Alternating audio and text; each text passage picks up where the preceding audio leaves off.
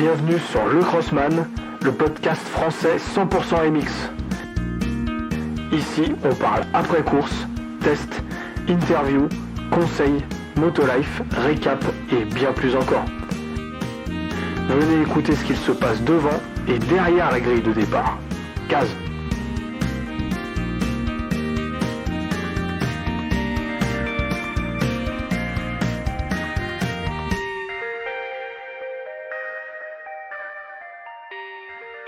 Et salut à tous, bienvenue sur le Crossman, le podcast français 100% MX. Aujourd'hui, un épisode un peu spécial, un épisode en duo avec un adepte et un créateur de contenu, de podcast, de site internet. On va en parler tout au long de cet épisode. Ça fait vraiment du bien de reprendre les épisodes interview avec des collègues passionnés de sport mécanique. Voilà, donc nouvel épisode cette semaine. Je suis ravi d'accueillir Fabien du site Rally Info. Comment ça va, Fabien ? Eh bien, écoute, ça va super bien. Il fait beau, dans le Var, il fait beau parce que je réside dans le Var. C'est un vrai plaisir de venir à ta rencontre, de partager un podcast avec toi. On va parler de sport mécanique. Tu vas me parler un petit peu de ce que tu fais, de ton sport, et puis moi, je vais parler du mien. Oui, c'est un vrai plaisir de pouvoir te rencontrer et d'échanger. Moi aussi, c'est vraiment avec plaisir que je fais ce podcast parce que j'ai déjà eu beaucoup d'interviews avec des pilotes de motocross, des pilotes de supercross, des entraîneurs physiques, des coachs, mais j'ai jamais eu euh, quelqu'un en interview d'un autre sport, donc d'un autre sport mécanique et qui plus est à 4 roues. Donc c'est vraiment un grand plaisir que j'ai de t'avoir avec moi aujourd'hui.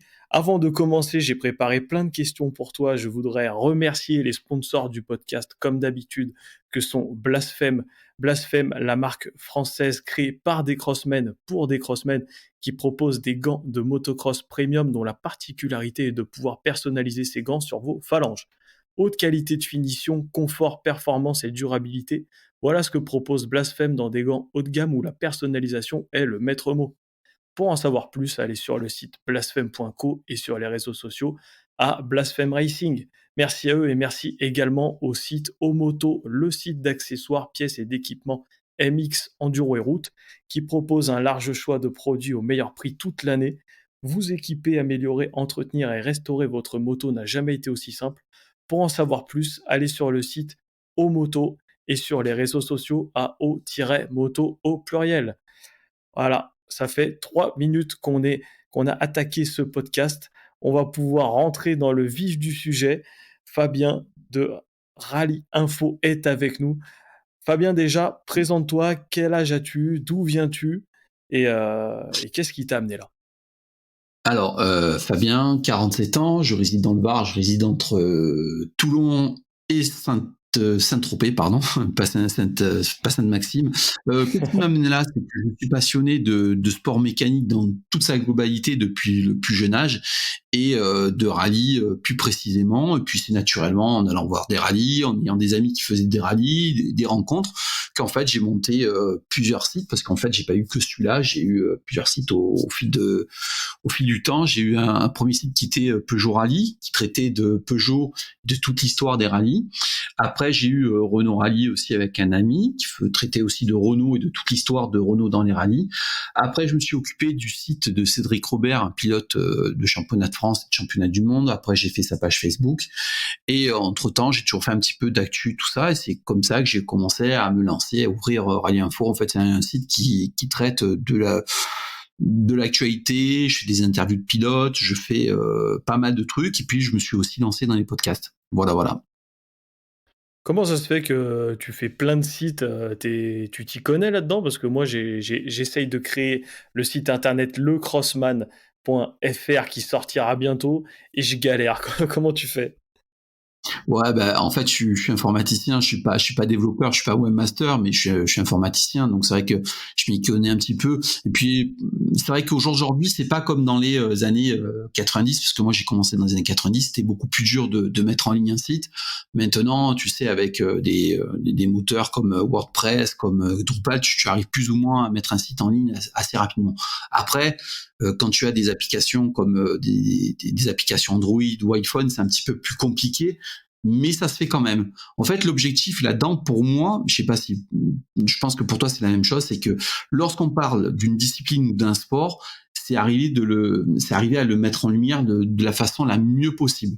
Lui rendre un peu ce qu'il nous donne, un peu, tu vois, faire quelque chose de bien. Voilà, en fait, pour moi, c'est ça, en fait.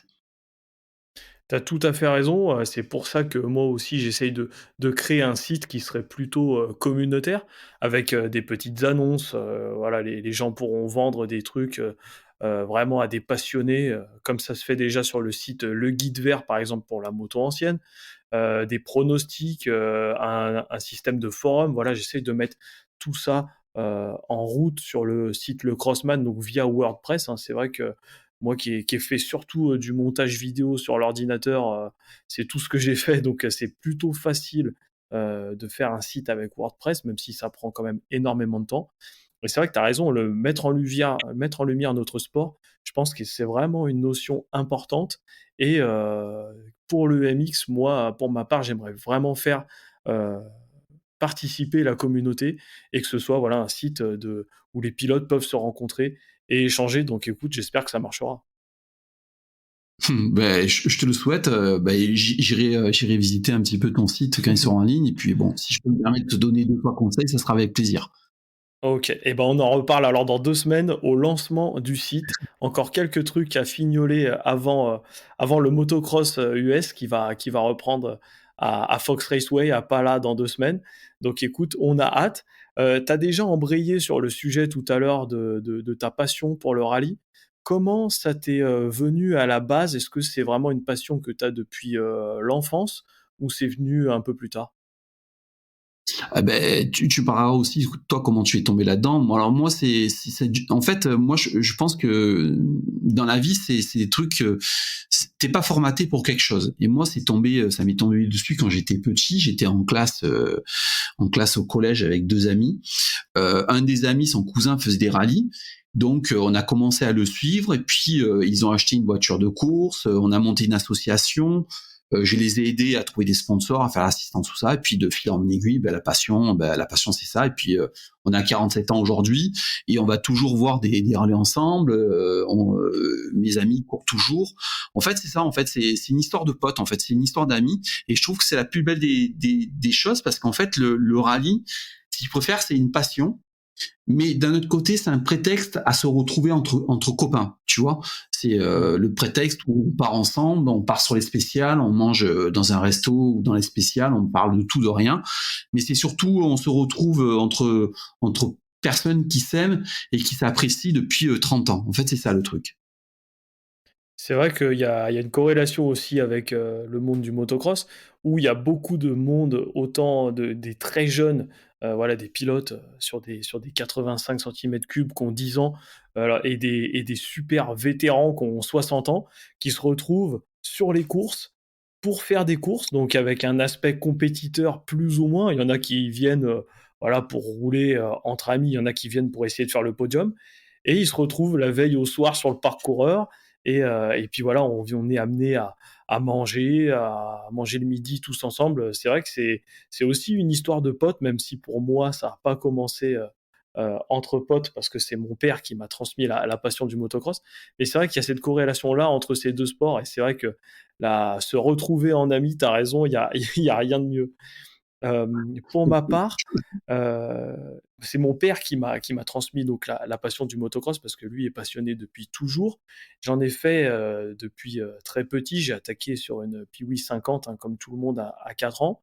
Donc de mes 4 à mes 10 ans, j'en ai fait assez régulièrement. J'ai pas fait de compétition, mais j'ai fait du motocross assez régulièrement et après, étant à Val d'Isère, donc station de ski, bien connue, j'ai fait, pendant 8 ans du ski à haut niveau. Donc c'est vrai que j'ai quand même arrêté la moto parce que c'était compliqué d'aller rouler étant à Val d'Isère, tu ça fait vraiment de la route à chaque fois pour aller sur les terrains et puis j'ai toujours été passionné de motocross et de supercross quand même. Je regardais toutes les courses, là, le monde de la compétition, c'est vraiment quelque chose qui m'attire, vraiment et à mes 20 ans, j'ai repris la compétition en motocross et maintenant, je suis amené à faire, les compétitions de la Ligue, Rhône-Alpes où je fais des épisodes Race Day, où je raconte mes histoires de course, mes journées tout seul ou avec des copains dans le podcast.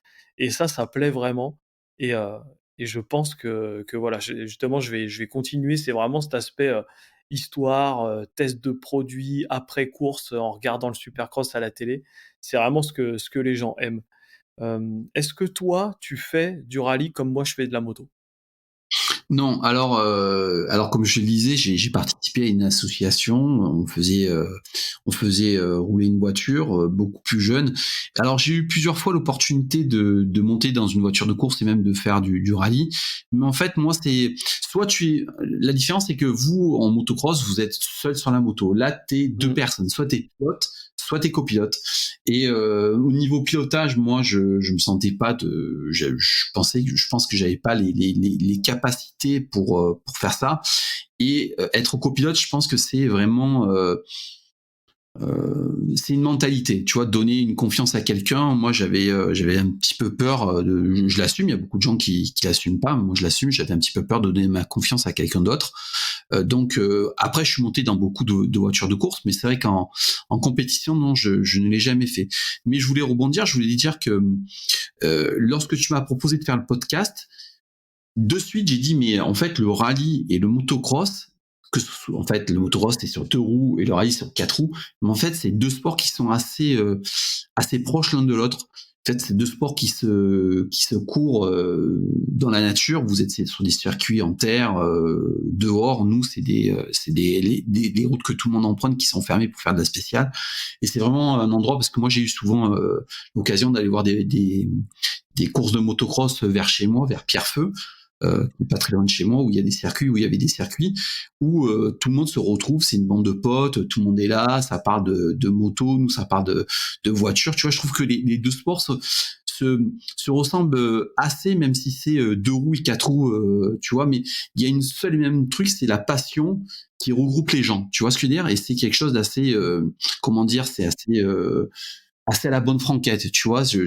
Alors peut-être que je vais dire une bêtise, mais d'un côté, tu as la F1, d'un côté, tu as le rallye, et d'un côté, tu as le MotoGP, d'un autre côté, tu as le motocross. Tu vois, j'ai l'impression que Mmh. tu as 2 mondes qui sont les uns à côté des autres. Tu vois, tu as un truc un petit peu plus inaccessible que sont la MotoGP et la F1, et autre chose qui est le rallye et le motocross qui sont encore, tu vois, pas mal accessibles aux gens. Je sais pas ce que toi tu en Mmh. penses. Je pense que tu as tout à fait raison de dire ça.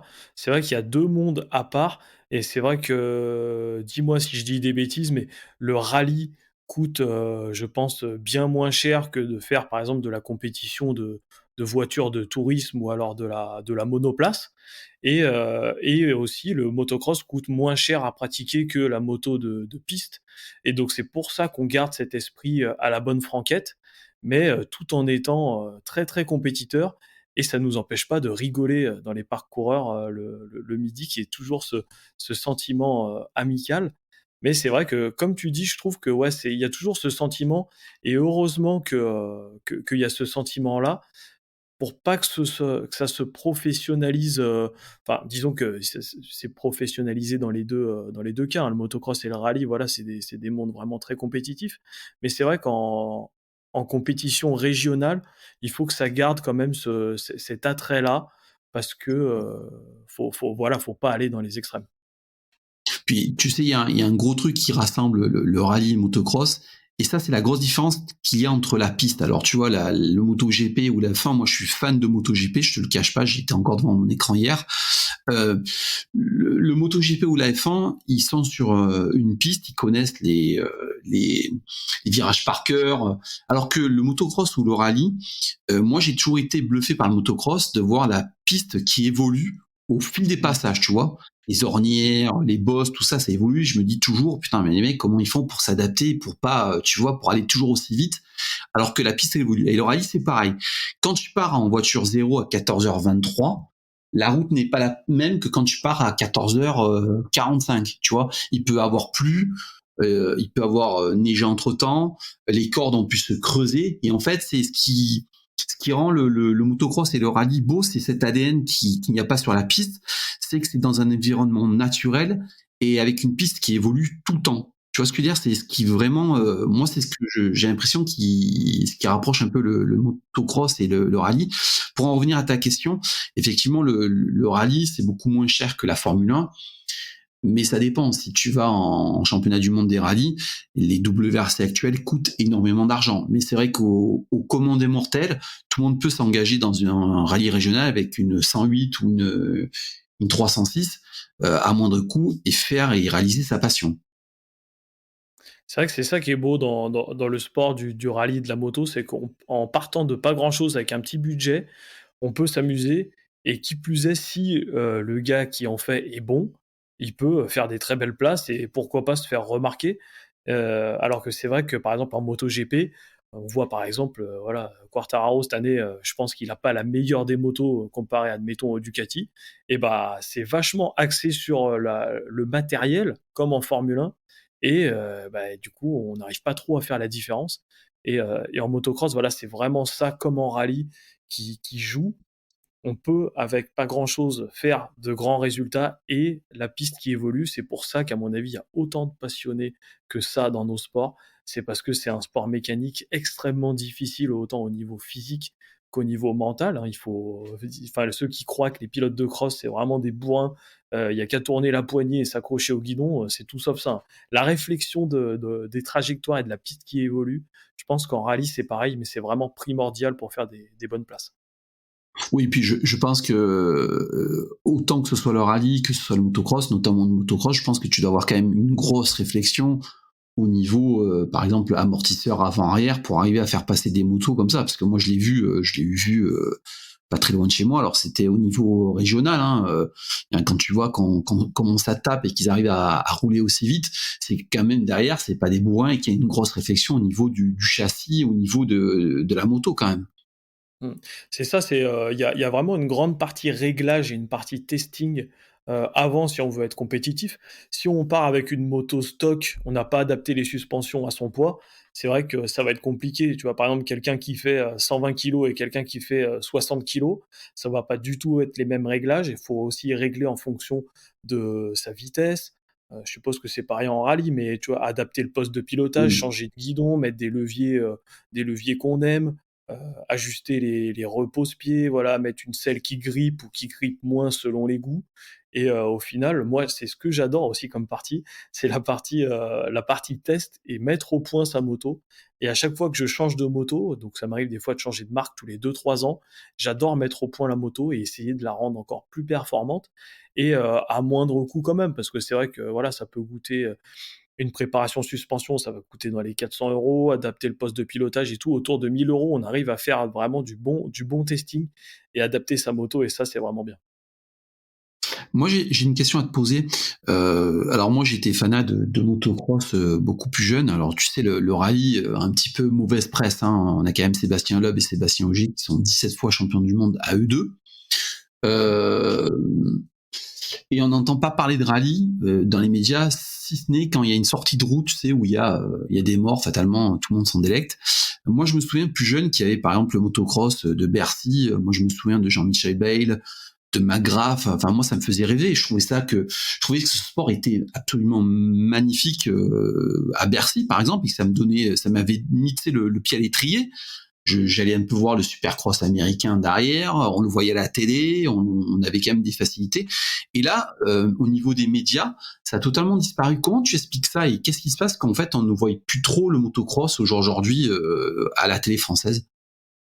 Alors, je sais pas exactement pour quel facteur, on voit plus le motocross sur les grandes chaînes actuelles aujourd'hui, mais c'est vrai qu'avant, le Supercross de Bercy passait sur des chaînes, traditionnelles.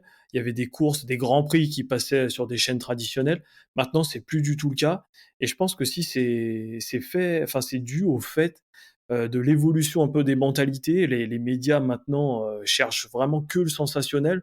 Moi, ça fait 2 ans que j'ai plus la télé, hein, que ça me fatigue à cause de ça. Mais tu vois, c'est même les infos en général, c'est fait pour faire du sensationnel et ils orientent en gros la pensée des gens à dire enfin, ils veulent que les gens aiment ce que eux ils présentent à la télé, tu vois? Et les sports mécaniques maintenant ont une mauvaise pub avec l'écologie. Alors que voilà, les écolos qui disent que la moto, ça pollue et tout, ils y connaissent rien parce que c'est la moto sur les circuits, la moto en loisir, ça représente complètement rien en termes de pollution, plutôt que la maman chez elle qui va acheter des conneries sur Wish, tu vois, par exemple, expédiées en cargo. Donc, donc ça, en termes d'écologie, voilà, c'est de la mauvaise pub et je saurais pas dire exactement pourquoi il y a plus sur les chaînes, mais c'est vrai que c'est les gens, les sports mécaniques maintenant n'attirent plus les gens, mais à contrario, il y a de plus en plus de pratiquants de moto, euh, de motocross. En tout cas, je sais pas ce que ça dit pour le rallye, mais il y a de plus en plus de monde qui fait de la moto et qui se régale, alors que voilà, ça, c'est plus diffusé à la télé. Bah, écoute, en fait, c'est tout à fait ça. Moi, je pense que il y a une grosse partie de la population qui est anti-sport mécanique en France, même si on ne dit pas ouvertement, on n'aime pas le sport mécanique.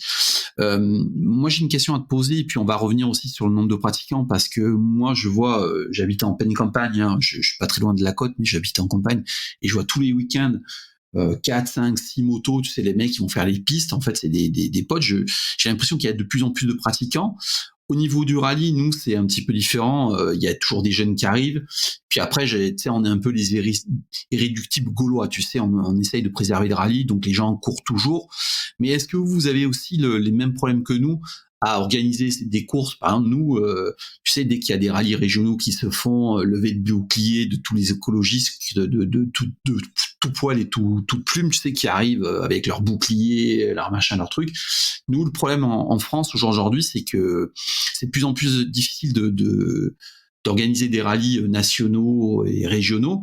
Et quand tu vois, enfin, c'est la folie, parce que quand tu vois à côté des pays comme l'Espagne, comme l'Italie, comme la Belgique, notamment la Belgique, mais le rallye, je sais pas si pour vous la moto c'est pareil, mais c'est une véritable religion. Et aujourd'hui en France, on a de plus en plus de mal à organiser des rallyes, et les préfets, dès qu'il y a un moins de soucis, les mecs, c'est arrêté préfectoral, merci, au revoir, vous rentrez tous à la maison. C'est un peu le même problème chez vous aussi?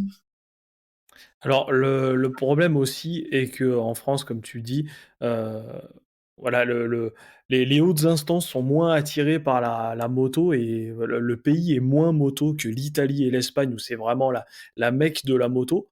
Donc comme en rallye, en Belgique, c'était, vraiment motocross pendant une grande période avec les champions comme Stéphane Everts à l'époque. Maintenant, les Mmh. circuits, de plus en plus de circuits ont fermé en Belgique. Par contre, en Italie et en Espagne, c'est toujours la Mecque. Et le deuxième point que je voulais aborder aussi, c'est que en moto, je pense que ce qui se rapprocherait le plus du rallye, ça serait l'enduro, où ça fonctionne comme un rallye, c'est des spéciales. C'est des spéciales et avec des zones intermédiaires entre les spéciales. Et voilà, c'est vrai que l'enduro, à part les grandes classiques, les gens sont assez réticents à faire des épreuves d'enduro euh, en termes d'écologie, donc comme tu disais. Par contre, pour le motocross, c'est pas l'écologie, vu que c'est plutôt au niveau du bruit sur les circuits. C'est surtout ça le problème. Le premier problème, c'est le bruit, le voisinage qui se plaint. Il y a de plus en plus de monde. Voilà, pourtant, la personne est à 1 kilomètre du circuit et elle se plaint du bruit alors qu'il y a 2 courses par an sur le circuit. Donc ça, c'est vraiment assez problématique et c'est vraiment dommage que les riverains participent pas, alors que dans les années 80, je pense que ça serait très bien passé. Les riverains, ils auraient été contents d'aller voir la course et que ça ramène du monde chez eux. Là, maintenant, c'est fini le bruit et aussi au niveau de l'arrosage. L'année dernière, tu sais, pour faire une course de moto sur un circuit de cross, c'est pas comme en enduro ou en rallye, il faut arroser la terre pour qu'elle ait une bonne texture. Si c'est trop dur, c'est poussiéreux, on n'y voit plus rien et c'est dangereux. Donc, enfin, quand il y a une alerte sécheresse, et que c'est impossible d'arroser, c'est un arrêté préfectoral. Les courses sont donc annulées. L'année dernière, il y en a eu 3-4 dans la ligue euh, annulées et interdites à cause de cet arrêté préfectoral. Donc on ne sait pas ce que ça va donner dans les années futures. Mais c'est vrai que ça va être un problème en plus de l'écologie. Tu vois, tu m'apprends pas quelque chose, parce que moi, j'avais toujours vu des courses plus ou moins l'hiver où il n'y avait pas trop de problèmes de sécheresse. Et je savais pas cet aspect-là qui fallait mouiller les pistes. Mais moi, j'allais te poser aussi une question. Il y a quand même le rallye et le motocross, enfin l'enduro. C'est vrai qu'il y a une super course que moi je voyais tout le temps à la télé là, qui durait vachement longtemps. C'était un truc. Il roulait jour et nuit. Là, je me souviens plus. Moi, je trouve ça absolument fabuleux et remarquable les pilotes. Et cette course aussi à la télé a disparu, tout comme a disparu aussi le Dakar. En fait, le Dakar, c'est devenu complètement, on n'en parle quasiment plus, on le voit plus à la télé, tout ça. Et c'est quand même, t'as beaucoup de pilotes qui venaient de l'enduro et du motocross qui passent sur les rallyes raids. Et c'est et vice versa, c'est pareil. Nous, au niveau rallye, il y a beaucoup de pilotes de rallye comme Sébastien Loeb qui font le Dakar. Et je sais pas si t'as vu, c'est souvent les voitures qui sont sur les mêmes pistes avec les motos. Toi, tu suis un peu le Dakar ou pas du tout? Alors c'est vrai que le Dakar, c'est quand même assez différent du motocross parce que bon, c'est pas exactement les mêmes motos. C'est plus des Mmh. enduristes qui passent au rallye raid type Dakar que des crossman. Mais je suis pas trop. Mais c'est vrai que quand j'étais petit, il y avait vachement plus longtemps le Dakar à la télé. Maintenant, je crois que c'est sur la 3, le journal du Dakar, vite fait, ça passe le soir. Et je trouve que ça a perdu un peu d'engouement et moi aussi, le Dakar, c'est vrai que quand j'étais petit, j'étais un peu en admiration devant ces pilotes, hein, surtout de moto, qui réalisaient le Dakar et maintenant un peu moins. Je trouve que c'est souvent les mêmes, c'est souvent les mêmes. Il y a moins de bagarres, ça se joue, vraiment tout le temps à la minute et puis, c'est tout le temps un peu les mêmes qui gagnent. Donc c'est vrai que est-ce que c'est amené à continuer ce genre d'épreuve assez élitiste, hein, autant en termes de nombre de gens qui regardent que de gens qui pratiquent? Parce que c'est vrai que là, le rallye raid, en moto comme en voiture, je pense que ça coûte vraiment des grosses sommes, comparé à nos petites courses, de cross. Donc ouais, je suis un peu le Dakar, mais de loin, pour répondre à ta question. Et puis j'ai une autre question, je me permets. Hein, moi, j'en suis resté. Alors, tu vas rigoler. Moi, j'en suis resté au 125, 250, 500. Tu peux un peu m'expliquer comment ça se passe aujourd'hui le MX. Comment ça se passe les catégories, comment ça se passe une course, comment ça s'organise sur la journée, par exemple. Et bah, après, j'aimerais bien savoir aussi comment ça se passe au niveau du rallye, parce que moi, j'y connais vraiment pas grand-chose en 4 roues. Donc pour la moto, pour le cross, on va partir, par exemple, c'est ce qui est bien, c'est que c'est les mêmes principes, de course, c'est les mêmes règles, que ce soit en ligue, régionale comme en pro, en championnat du monde. C'est que la longueur, des manches qui va varier. Donc, sur une journée de course, il y a 2 essais le matin, donc un essai libre de 15 minutes qui n'est pas chronométré. Donc ça, c'est pour repérer la piste, les obstacles, comment la piste évolue, la texture, etc. 15 minutes d'essai chronométré plus tard dans la matinée. Donc ils prennent le meilleur chrono que tu as fait. Donc là, pareil, c'est un départ, c'est pas un départ en grille, hein, comme pour les manches, hein, c'est pas derrière une grille. C'est tout le Mmh. monde part en fonction de l'ordre d'inscription, peu importe.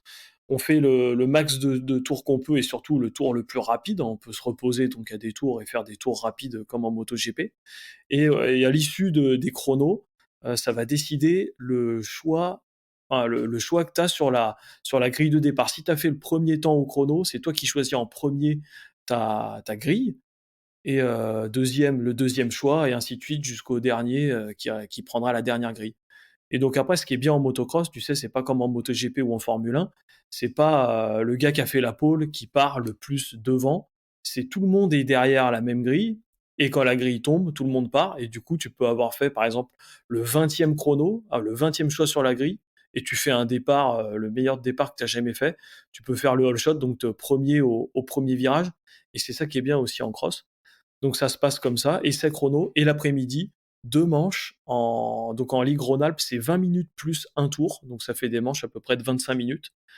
Heu et au terme des 2 manches, celui qui a marqué le plus de points gagne l'overall de la journée. Donc le premier gagne 25 points, le deuxième 22, il y a 3 points d'écart. Après le troisième 20 points, 18, 16 et à partir de 16, il y a que un point d'écart, 15, 14, ainsi de suite et donc sur une grille de 40 pilotes, il y a que les 20 premiers qui marquent des points et toutes les D'accord. manches comptent pour le championnat et donc si jamais tu as 8 épreuves Donc ça fait, tu as 2 manches par épreuve, tu as 2 manches l'après-midi, donc ça fait 8 fois 2, 16. Tes 16 manches comptent et à la fin du championnat, celui qui a le plus de points gagne le championnat, tout simplement. Et t'as combien de tours par course? Et ben après là, ça dépend des circuits, hein, vu que c'est 20 minutes plus un tour. Si le circuit fait 2 minutes, tu auras le temps de faire une dizaine de tours et si le circuit fait 1 minute 30, tu en feras 13 ou 14. Ça a pas d'impact. Le directeur de course, une fois que la grille est tombée et que tout le monde part, il enclenche le chronomètre et dès que les 20 minutes sont passées, il attend le premier et là, il lui met le drapeau au dernier tour, tu vois? D'accord. Et je peux te poser une question au niveau, par exemple, technique, moi, parce que voilà, je redécouvre un petit peu l'auto grâce à toi. Au niveau consommable, niveau les pneus, par exemple, ça a une durée de temps de combien? Tu peux faire combien de courses avec un train de pneus, par exemple?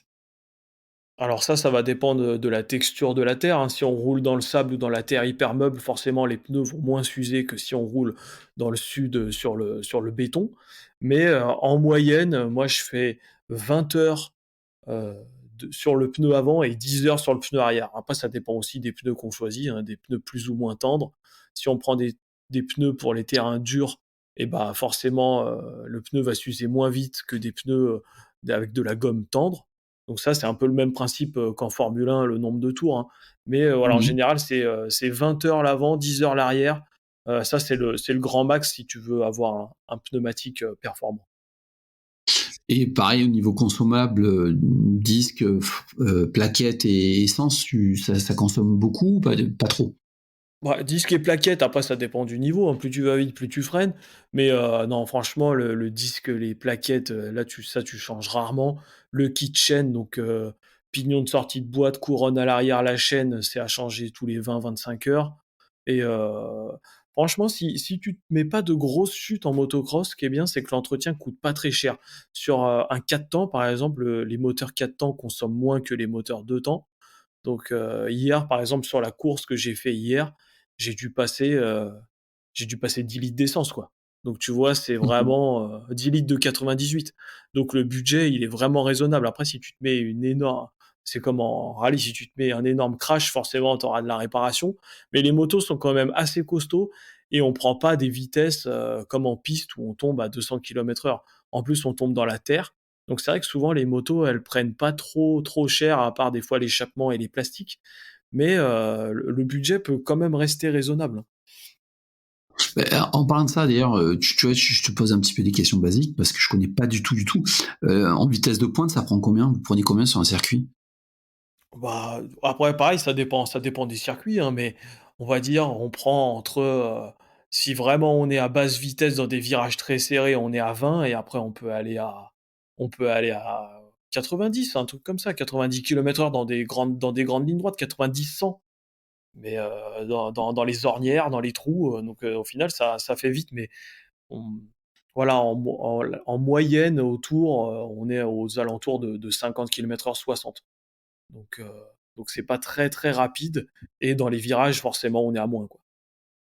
C'est un peu comme le rallye d'ailleurs, je trouve le motocross, hein, parce que bon, moi je suis pas un spécialiste, mais j'ai l'impression que nous, tu vois, sur les spéciales, il y a un rail, ce qu'on appelle un rail qui se fait, tu sais, les premières voitures balayent et créent un petit Mmh. peu un rail. Et j'ai l'impression que vous, en motocross aussi, les ornières, ça fait une jarre de rail où vous passez tous plus ou moins dans ce rail-là, hein, c'est ça? Ouais, c'est ça, jusqu'à temps que l'ornière soit trop défoncée et qu'on passe ailleurs pour en créer une autre. Mais, c'est vrai que les Mmh. premières traces, c'est ce qui va dicter un peu, enfin, les premières traces au chrono, en fait, c'est les traces les plus rapides, hein, que ce soit à l'intérieur du virage ou à l'extérieur. Ça peut être très rapide de prendre l'extérieur. On peut doubler des fois des pilotes par l'extérieur. C'est ça aussi qui est bien, dans le motocross comparé au MotoGP où doubler de l'extérieur, c'est quand même plus rare. Mais, voilà, les traces qui se forment dès le début de la journée, ça va être les traces un peu à prendre, toute la journée, les traces rapides.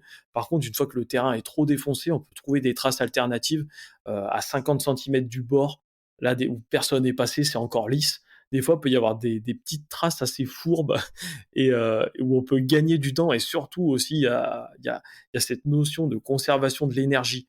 Parce que, c'est extrêmement physique d'être debout dans les trous, de mettre du gaz devant, la tête devant quand on accélère, derrière quand on freine.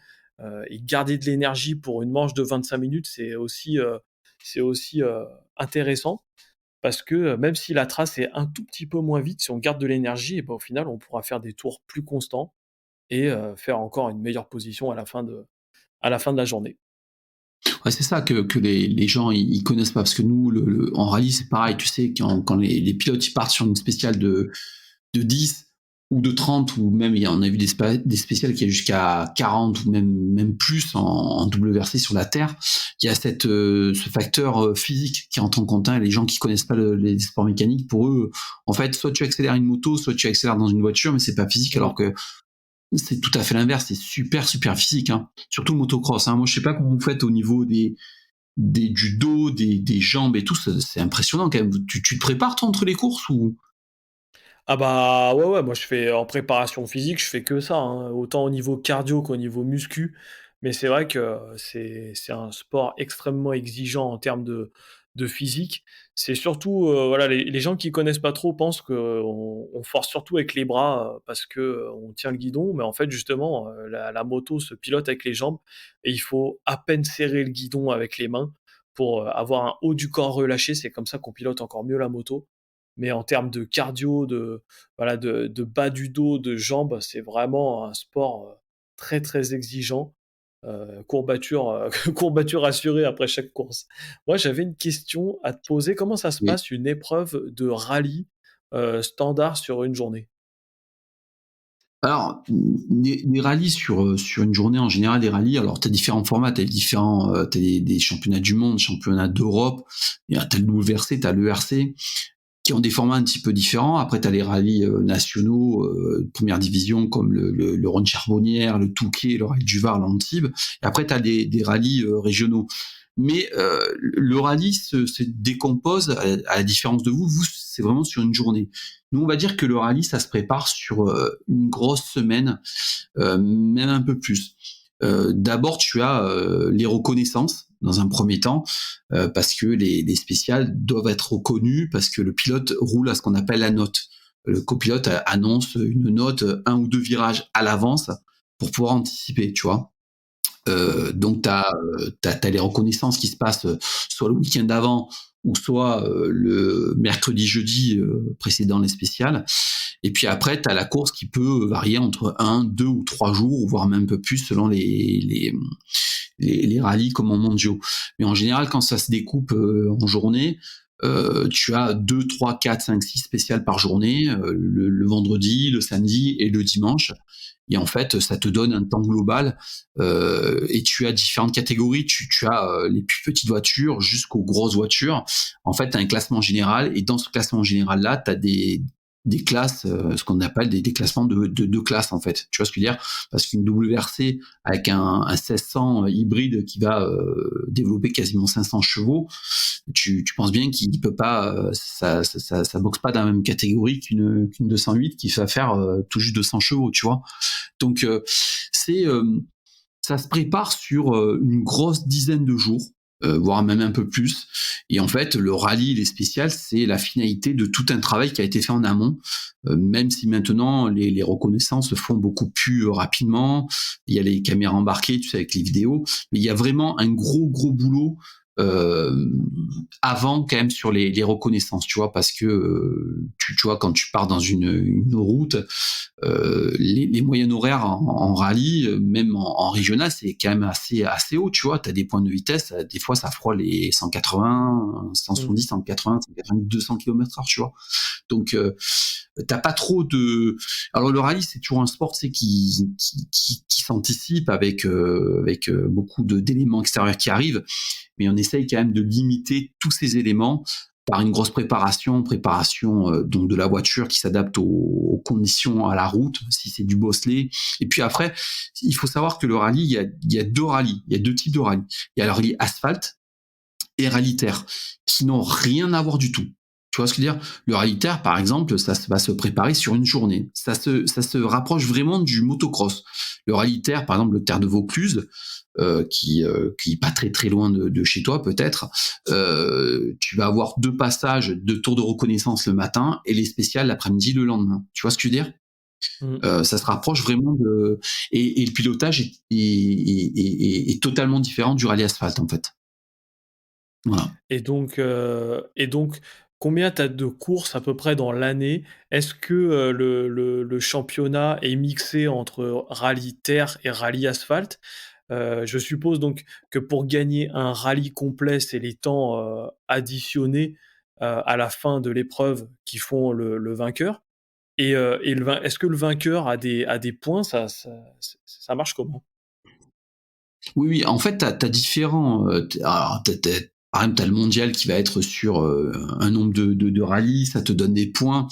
C'est un peu compliqué en mondial parce que tu as aussi ce qu'on appelle la Power Stage. Donc la Power Stage, ça te donne des points en plus sur une spéciale. Bon, mais en gros, tu as un nombre de points par rallye et celui qui a le plus grand nombre de points gagne le championnat. Ça, c'est en niveau mondial et international. Par contre, en France, tu vas avoir le championnat de France asphalte d'un côté et championnat de France terre de l'autre, qui sont deux championnats qui sont différents, alors que le mondial, tu as de l'asphalte et de la terre sur le même championnat et ça te fait un seul et même championnat. Après, en France, tu as les rallyes de nationaux de première division, ce qu'on va appeler les plus gros rallyes. Et après, tu as beaucoup de rallyes régionaux et nationaux qui se font, qui sont uniquement faits, quasiment faits que par des amateurs. C'est vraiment ouvert pour des amateurs. Te donner le nombre de rallyes que tu as en France à l'année, je peux pas te dire parce que c'est énorme, il y en a beaucoup. Mais oui, il y a beaucoup de rallyes entre la terre, entre l'asphalte, entre les régionaux, les nationaux, et puis première division. Tu as beaucoup de rallyes sur toute une année. Ouais. Et après, OK. tout le monde ne fait pas tous les championnats. Je suis un amateur, il va faire les rallyes de sa ligue, tu sais, pour se qualifier, pour faire la Coupe de France. Tu sais, la Coupe de France, on va dire, c'est un peu le rallye, c'est un peu la grande messe, tu sais, du rallye amateur. Puis après, t'as d'autres personnes qui sont avec des gros budgets. Le problème du rallye, c'est que ça coûte extrêmement cher. Tu vois, c'est un peu l'antithèse du motocross. Vous, ça coûte relativement peu cher. Nous, ça coûte beaucoup d'argent. Surtout l'aspect sécuritaire, tu vois. Mmh. Ouais, tu as répondu un peu à mes questions. J'allais te demander si comme en motocross, l'aspect championnat est très important. Parce que nous, c'est vrai que chaque compétiteur, il y en a qui font deux trois courses comme ça pour rigoler, mais tous ceux qui aiment la compétition en cross, ils ont avant tout la vision du championnat à la fin de l'année et de faire la meilleure place au championnat et donc d'être constant à toutes les courses plutôt que d'en gagner une et après de pas terminer, 2 épreuves, sur blessure, tu vois, par exemple. Est-ce que, en rallye, il y a cette notion de championnat ou alors c'est plus, une participation au rallye, à un ou 2 rallyes pour après se qualifier à un stade plus élevé? Mais il est là la grosse différence. Le motocross et le rallye ont beaucoup de points communs, sauf le niveau budget. Le niveau budget au niveau du rallye est totalement... En fait, le budget, c'est le nerf de la guerre. Pour te donner une voiture de formule promotion comme la 208 Rallye 4 actuellement, l'achat du kit, c'est 60 ou 70 000 euros. Mmh. Après, il faut la faire rouler, il faut mettre les consommables, il faut faire les révisions, et faut pas rouler, faut pas sortir, pardon. Si tu sors là, c'est la catastrophe. En plus, tu vas rajouter ça, l'engagement rallye, les équipes d'assistance qu'il faut venir, parce qu'entre chaque spécial, tu as des assistances, tu changes les pneus, tu changes les fluides, tu changes les pièces qui sont par exemple défectueuses.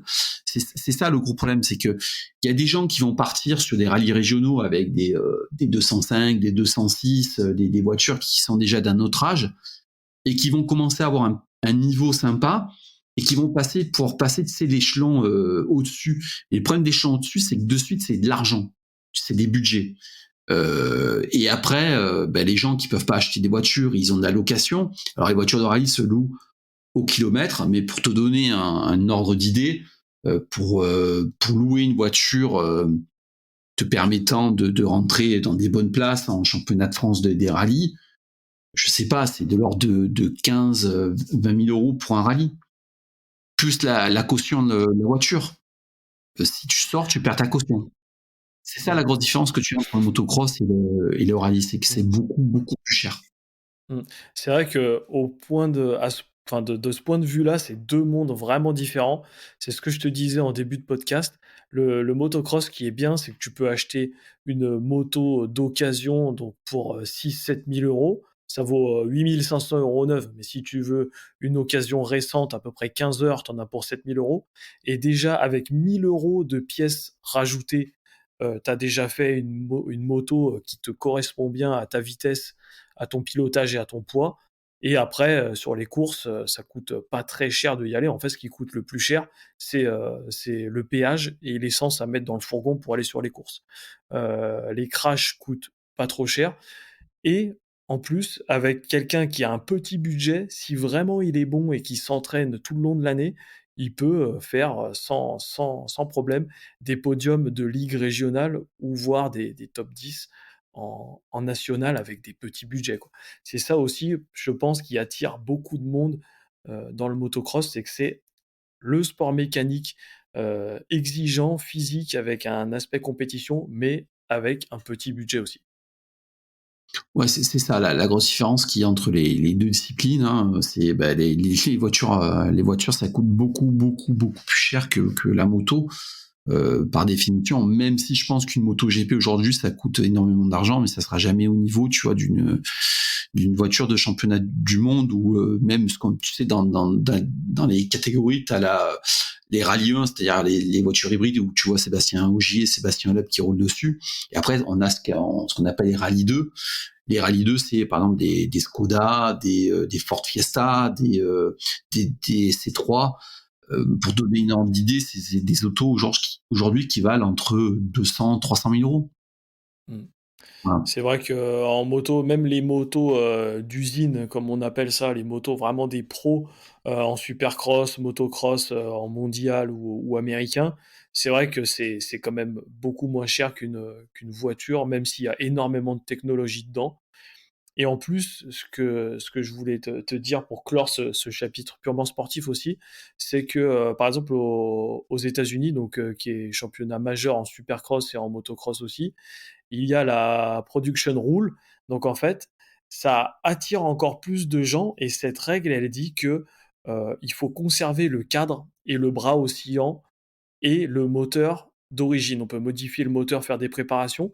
Et en fait, les meilleurs athlètes mondiaux roulent avec, entre guillemets, une moto que tu pourrais t'acheter. Donc c'est ça en fait qui attire le public et les non-initiés à en faire, c'est qu'ils se disent: «Ah bah, si jamais, je m'entraîne et que je deviens bon, je peux limite, rouler, comme Tomac, comme Roczen aux États-Unis». Alors qu'en MotoGP ou en Formule 1, bah, c'est des prototypes qui existent que pour eux et il y a pas cette règle de production et donc c'est vrai que c'est ça qui fait encore ce sport bonne franquette. Est-ce que toi aussi en rallye c'est pareil? Est-ce qu'il y a une classe, très élevée avec Sébastien Ogier, c'est des prototypes que tu pourras jamais avoir? Ah oui, oui, totalement. Les WRC, ce qu'on appelle les rallyes 1 aujourd'hui, par exemple, les Toyota Yaris, les Ford Puma et les Hyundai i20 Rallye 1, en fait, c'est des autos que tu ne pourras jamais t'offrir et que tu ne pourras jamais quasiment conduire pour le commun des mortels, ni même t'acheter pour toi, parce qu'en fait, c'est des voitures qui sont très pointues. Les Rallye 1, c'est quasiment 500 chevaux avec un moteur thermique, mais tu as aussi des batteries hybrides qui te donnent un boost au départ. C'est des châssis qui sont tubulaires. C'est des voitures qui sont faites avec des architectures de trains roulants très perfectionnées, mais aussi c'est des voitures qui sont un petit peu comme à la frontière de la Formule 1 et du rallye qui requièrent aussi beaucoup d'appui aérodynamique aujourd'hui. Pour te donner un ordre d'exemple, une WRC sur certains rallyes, elles ont sur terre, hein, c'est des moyennes qui sont au-delà de 110 km/h. Tu vois, en Finlande, ils ont des vitesses de pointe de quasiment 200 km/h, pareil sur la neige. Paradoxalement, tout le monde croit que le rallye, les voitures de rallye, c'est là où elles vont le plus vite, c'est sur asphalte, mais en fait non, c'est sur la terre et sur la neige. Par exemple, en Finlande, ou en d'autres rallyes, c'est très très très rapide. Tu vois ce que je veux dire? C'est des voitures qui prennent ces voitures qui sont très évoluées, mais ça, c'est ouvert vraiment aux usines, tout ça. Après, des voitures que le commun des mortels pourrait éventuellement s'acheter, ça serait ce qu'on appelle les Rallye 2, des C3 Rallye 2, tout ça. C'est des voitures qui sont déjà très performantes et qui requièrent quand même un niveau de pilotage assez avancé, quoi, tu vois. Mmh. Voilà. Eh ben c'est bien intéressant. Merci Fabien. Je pense qu'on va clôturer cet aspect, sportif, cet aspect technique. On a déjà bien échangé sur nos 2 sports. Je rappelle que le Mhm. podcast est sponsorisé par la marque de gants Blasphème. N'hésitez pas à aller voir sur leurs réseaux sociaux et sur le site blasphème.co et par le site omoto, oh-moto au pluriel.com avec une large gamme de produits au meilleur prix toute l'année. Pour finir le podcast, j'avais envie de parler un peu de l'aspect justement podcast, site internet qu'on fait et qu'on aime tant. Comment tu t'es décidé à créer un podcast sur les rallyes? Est-ce que c'est une réflexion que tu avais depuis longtemps ou est-ce que tu as fait ça sur un coup de tête? Alors pas du tout. Alors le podcast, ça vient d'une très grande réflexion.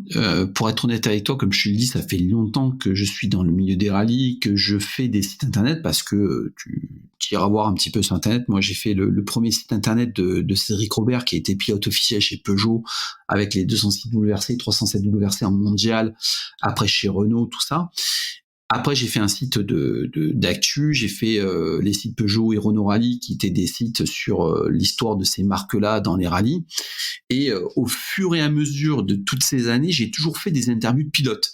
Parce que moi, ce qui m'intéresse, c'est de parler du sport, mais surtout de parler des hommes et de parler des gens qui sont derrière un casque que tu ne vois jamais. Tu vois passer une voiture avec un casque.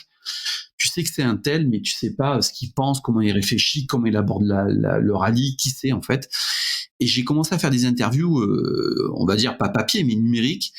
Et j'ai trouvé ça, à la fin, je trouvais ça, tu posais ta question, le mec te répondait. Bien souvent, ça se passe par email, tu sais, ou par Facebook ou quoi, tu poses la question, le mec te répond, ou par téléphone. Et en fait, je m'y retrouvais plus et je trouvais pas ça très interactif. Je trouvais pas ça sympa comme aujourd'hui on peut, tu vois, débattre, se connaître, même si c'est via un podcast. Et moi, j'ai toujours été passionné radio. Je me suis dit, tu sais quoi, vas-y, je vais me lancer, je vais faire ça un peu style radio. Je vais interviewer les gens en niveau sonore. Et le truc, c'est que j'ai commencé à réfléchir, et c'est comme ça que je suis arrivé à la déduction qu'il fallait que je lance un podcast, en fait. Tout simplement, en fait. Et tu vois, par exemple, aujourd'hui, on fait des débriefings sur les rallyes de championnat du monde avec Guillaume Lafay, qui est un ingénieur sur les rallyes, tu vois. Et on s'éclate parce que tu as des intonations, des voix, des réflexions, des débats que tu n'as pas à travers une question-réponse sur un papier ou sur un site. Voilà. C'est ça aussi que je trouve intéressant dans les podcasts, les interviews de pilotes, les après-courses qu'on fait entre collègues. C'est vraiment cet aspect, rigolade, réflexion et il y en a tout le temps un qui donne son avis et l'autre il émet aussi son avis. Voilà, peut y avoir des divergences, mais c'est ça aussi qui est hyper intéressant.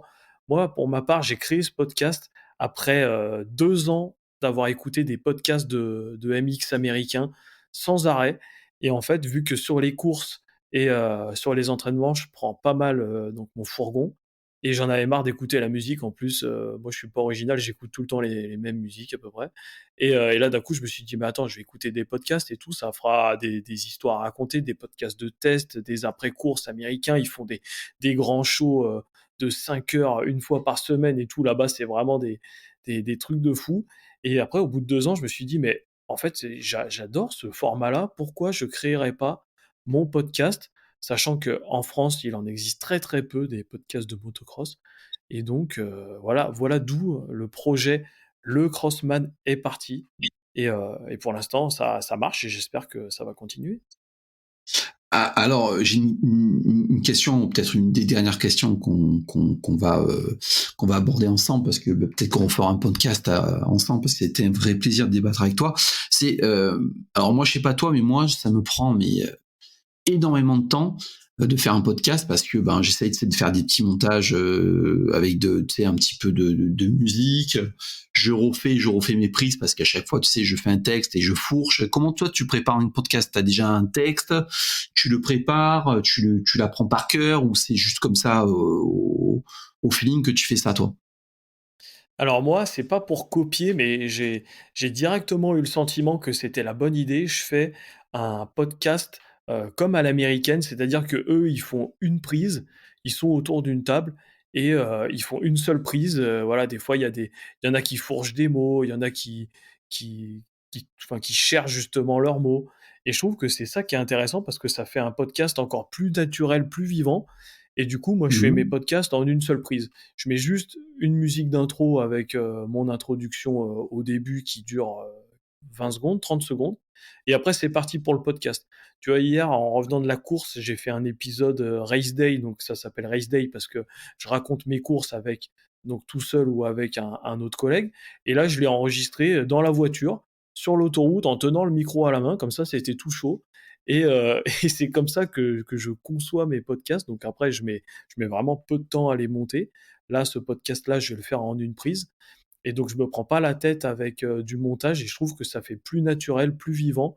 Et, euh, et je pense que les gens aiment ça parce que moi, du moins, j'aime ça sur les podcasts américains où voilà, ça rigole. Et au fur et à mesure, on arrive à faire des trucs bien en une seule prise. Et dernière question, tu as beaucoup d'écoutes? Alors, je suis entre 50 et 100 écoutes par épisode et je sors un épisode par semaine minimum ou 2. Donc tu vois, après c'est pareil, à chaque fois qu'il y a quelqu'un qui me demande un nombre d'écoutes, il me dit: «Ah mais c'est pas beaucoup». Déjà, c'est le début, ça fait même pas un an que j'ai commencé et après je lui ai dit: «Mais est-ce que tu te rends compte, du nombre d'heures d'écoute que ça représente?» Tu vois, par exemple, pour comparer sur YouTube où, de plus en plus de gens regardent YouTube et ça consomme du contenu, en veux-tu en voilà. La moyenne d'une vue sur YouTube en termes de temps, ça va être, 30 secondes, 1 minute. Tout le monde swipe et il y a vraiment peu de gens qui regardent le contenu du début à la fin. Alors que pour les podcasts, je trouve que c'est plutôt l'inverse et quelqu'un qui commence le podcast, il va écouter au moins la moitié de l'épisode facilement. Donc tu vois, sur 50 ou 100 écoutes, au final, ça fait quand même beaucoup d'heures d'écoute et en plus avec des épisodes, quand même, régulièrement postés. Et toi, t'en es à combien en termes de chiffres pour comparer? Alors moi je suis alors ça dépend parce que moi tu sais via la plateforme sur laquelle on s'est connu ça me permet aussi de balancer tu sais, le stream sur YouTube. En général c'est entre 1000 et 2000 écoutes par épisode. Tu vois, Mmh. Ouais, tu vois, ça peut monter. c'est Hein? quand même pas les mêmes chiffres du tout, hein, qu'on a, hein. Non, non, non, non, mais moi je trouve que c'est pas les mêmes chiffres, mais moi je trouve que ça reste quand même assez confidentiel. Mais moi je le fais pas pour ça. Je suis honnête avec toi. C'est mon jardin secret, c'est une passion. Et je vais te dire mieux. Je suis dans une démarche qui est un petit peu à l'inverse de toi. C'est que toi aujourd'hui tu vas lancer un site, et moi je serais capable de délaisser un petit peu le site que j'ai fait parce que ça fait 20 ans que je fais ça et j'en ai fait un petit peu le tour pour me consacrer au podcast parce que c'est vraiment ce que j'aime.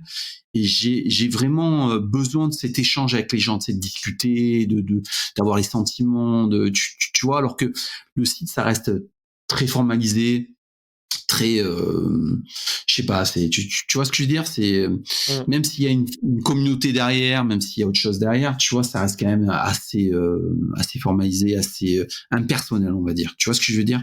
Alors que le podcast, tu discutes avec quelqu'un, c'est un moment d'échange. Et puis même, moi, je raconte, je sais pas si t'as vu, je raconte des histoires, je raconte des trucs, et j'ai vraiment envie de me lancer là-dedans. Mais je te rassure, même si je le balance sur YouTube parce que c'est plus facile pour certains d'aller écouter le podcast, moi je suis plus podcast que YouTube, je suis entièrement d'accord avec toi. YouTube, il y a à boire à manger, ça swipe, tu vois un truc, 30 secondes, il y a de la pub de toutes les... Tu vois la pub telle que tu l'as présentée, moi je l'ai écoutée. Moi, certaines pubs agressives comme Rhino Shield, pour pas le citer, tu sais, sur YouTube, moi je note direct. Ouais, Tu vois ce que je veux dire? Ça me gonfle. ouais, ouais. Et c'est pour ça que Mmh. je suis allé de plus en plus sur le podcast parce que je trouve que YouTube, ça me... voilà. Voilà, pour être honnête avec toi. Ouais. C'est vrai qu'en plus, les plateformes comme YouTube, je trouve que ça a énormément évolué enfin, durant ces 15 dernières années. Avant, il y avait beaucoup de contenu, voilà, de qualité, même si c'était des petits montages et tout, c'était intéressant. Alors que là, maintenant, il y a une quantité de conneries à regarder, enfin, c'est vraiment, voilà, c'est à l'image de ce qu'il y a à la télé, quoi. C'est inintéressant au possible, alors que justement les podcasts, c'est des passionnés comme nous et à chaque fois qu'ils font quelque chose et ben, en fait, ils le font bien, tu vois? Sans C'est dire que ça. ceux qui font, des conneries sur YouTube, ils le font pas bien, mais c'est des choses inintéressantes et ça a pas encore touché le monde du podcast. Donc c'est pour ça que j'adore écouter des podcasts plutôt que de regarder des vidéos sur YouTube où je regarde tout le temps les mêmes chaînes et des chaînes vraiment qui font ça comme des pros et je regarde que des trucs de moto de toute façon. Donc comme ça c'est réglé. Exactement. Je suis comme toi et tu Écoute, sais, moi, la dernière chose, c'est que je fais surtout pas ça pour l'argent, je fais ça pour la passion. Et c'est vraiment mon moteur. Et les jours que je serai plus passionné, ben, j'arrêterai. Et c'est vrai que aujourd'hui, dans le podcast, je m'éclate et j'ai vraiment envie d'aller là-dedans. Voilà. mmh. C'est pareil pour moi, hein. De toute façon, si je gagnerais énormément d'argent avec le podcast, ça se saurait et il y aurait plus de monde qui en ferait, mais c'est compliqué à faire et je perds des sous, je rassure tout le monde. Mais c'est la passion avant tout de la moto qui me fait faire ça et surtout faire quelque chose de nouveau et s'il y a des gens qui aiment m'écouter, c'est encore ça de gagner. Écoute Fabien, on arrive à l'heure de podcast. C'est C'est vraiment gentil de ta part d'être venu sur le Crossman échanger de nos sports et échanger technique podcast. On aura peut-être l'occasion d'en faire un nouveau sur d'autres sujets dans 6 mois, un an, voilà, on verra. De toute façon, on reste en contact comme d'habitude. J'aimerais, après te remercier encore une fois les sponsors que sont Blasphème et Omoto. Merci à tous. Fabien, est-ce que tu as des remerciements à faire? te remercier. Ça a été un plaisir de discuter avec toi. Je me suis abonné à ton podcast et puis je m'engage à écouter parce que j'ai toujours aimé le motocross et peut-être que ça va me donner envie de me réintéresser comme ça a été le cas quand j'étais un peu plus jeune. Ça a été un vrai plaisir de discuter avec toi, d'échanger. Voilà. Eh ben écoute, plaisir partagé. Merci Fabien encore d'avoir participé à ce podcast. Nous, on se retrouve jeudi pour le récap du SXUS. Ça y est, c'est terminé. Dernier épisode SX la semaine, enfin jeudi avant le début de l'outdoor. Merci Fabien pour cet épisode. À très bientôt Merci à et ciao toi. ciao. Salut Fabien. Ciao.